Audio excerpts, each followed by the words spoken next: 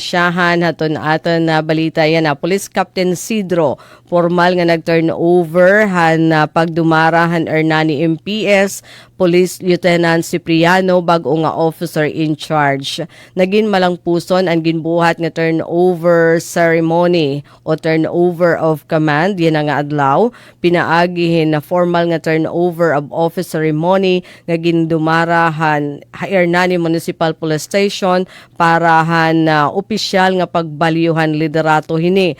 Formal nga igintubyan ni Police Captain Ron G. Sidro, an outgoing acting chief of police, ang katungdanan nga tukan Police Lieutenant Christian Cipriano como bag-o nga incoming officer in charge sa Ernani MPS. Ang seremonya ang gin-administrar ni Police Lieutenant Colonel Clark Chavarria, Chief Han Parmo o Police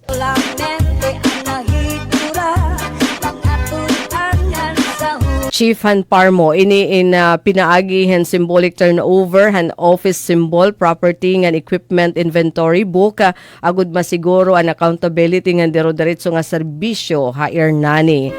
Naging panguna naman nga bisitahan okasyon hira Police Colonel Ernesto Macasel, Provincial Director han Eastern Samar Police Provincial Office ngan Mayor Amado Candido. Hairatag sa nga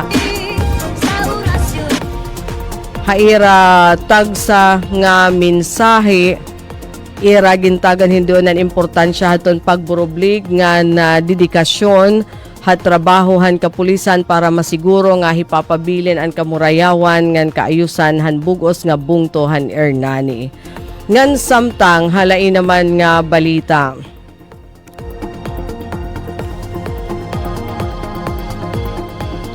Implementasyon na dugang nga sweldo para iton mga job order employees and local government unit han kan avid igpapatuman.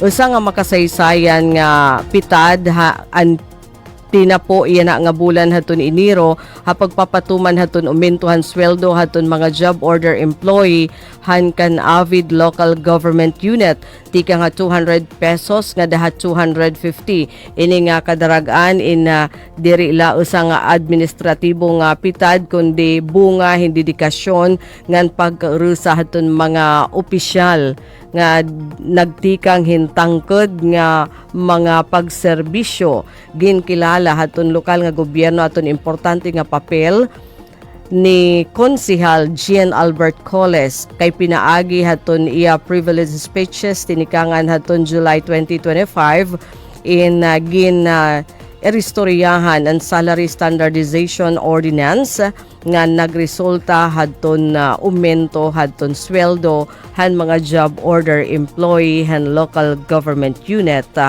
han kan avid. Nagapasalamat naman ang bugos nga munisipyo haton suporta ngan pag-aprobar hini ni Mayor Alicia Teves. Ngan katapusan naman nga balita, DBM gintagan hindoon aton legalidad haton mga unprogrammed funds.